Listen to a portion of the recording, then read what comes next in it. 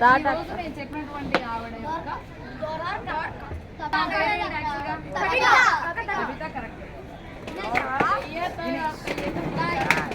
ఒక్కొక్కరు చెప్తా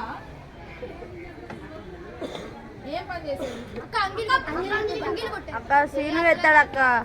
కవిత చనిపోగానే ముందు వాళ్ళు ఏం చేశారు? కడిగి పడుకోబెడతారు. వాళ్ళు ఏ ఊర్లో ఉన్నారు? అది ఇచ్చుడు సారి అనేటువంటి ప్రాంతానికి ఏ శిష్యుడు వచ్చాడు? Very good, Santosh.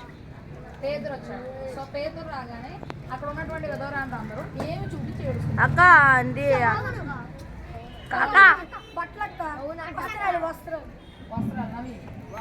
నవీన్ వస్త్రాలు ఏంటి? ఆ వస్త్రాలు అంగీలు ఎవరు కుట్టించేదామా? అదే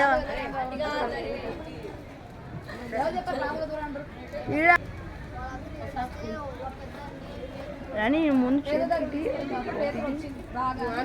ఎక్కడ జనాలందరూ నిలబడి ఏడుస్తున్నారు? అక్క బయట. అబ్బా తమ్ముడు బాగా చెప్పురా.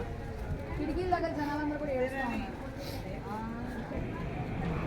రాగానే పేదరు మొట్టమొదటిగా ఏం చేశారు?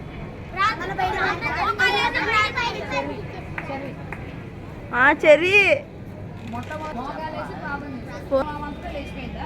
లాగలేదు అక్క. అక్క పేరు చేతి బట్టి లాగాడు అక్క, చేతితో లాగాడు అక్క. ఆమె ఎలాగ పడి చనిపోయిందని చెప్పాను.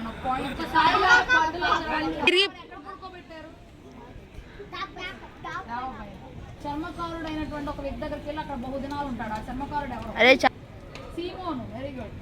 అబ్బాని చాలా చర్మకారుడి పేరేంటి?